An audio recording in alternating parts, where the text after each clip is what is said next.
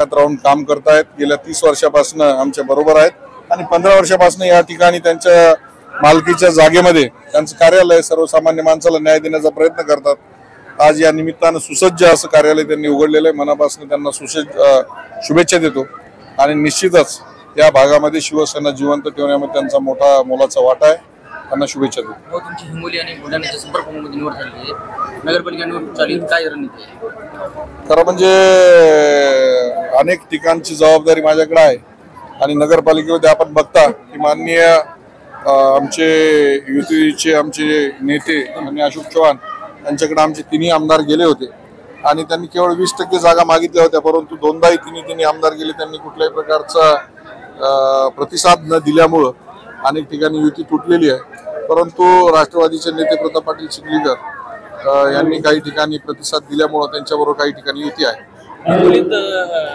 नगरपालिकेला heavy form शिवसेनेचे राष्ट्रवादीचे आमदारकडे असण्याची चर्चा चालू आहे, याविषयी काय सांगाल? या संदर्भामध्ये आता हिंगोलीला मी जाणार आहे आणि या संदर्भामध्ये आता हेबी फॉर्म तुम्हाला वाटतं वाटप झालेलं आहे आणि निश्चित सर्व शिवसैनिकांना न्याय मिळेल। शिवसेनेचे तालुका प्रमुख उद्धव पाटील शिंदे यांच्या जनसंपर्क कार्यालयाचे उद्घाटन शिवसेनेचे नांदेड जिल्ह्याचे नेते आदरणीय नामदार हेमंतभाऊ पाटील यांच्या हस्ते या ठिकाणी झालेला आहे आणि उद्धव पाटील यांना मनापासून खूप खूप शुभेच्छा देतो।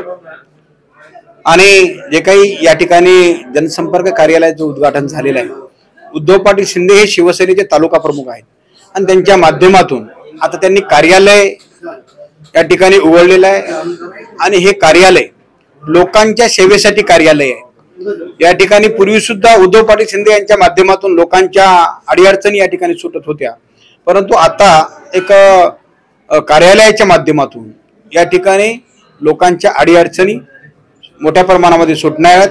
त्यामुळं उद्धव पाटील शिंदे यांना मनापासून खूप खूप शुभेच्छा देतो। भाऊ, या प्रभागामध्ये आपण बघितलं मतदारसंघात आपल्या दक्षिणचे आणि उद्धव पाटलांच्या सर्कलमध्ये अनेक विकासाचे कामे राखडले गेलेले आहेत आणि रस्त्यामध्ये सुद्धा कामे रस्त्याचे खड्डे झालेले आहेत। त्यामध्ये आपण काय पाहिजे केली? जे काही आपण गेल्या 5 वर्षामध्ये या नांदेड दक्षिण विधानसभा मतदारसंघामध्ये विकास रखडलेला होता, त्या विकासाला चालना देण्यासाठी जे काही नांदेड दक्षिण विधानसभा मतदारसंघातील जनतेने माझ्यावरती विश्वास या ठिकाणी टाकला आणि त्याला आज 1 वर्ष झालेलं आहे।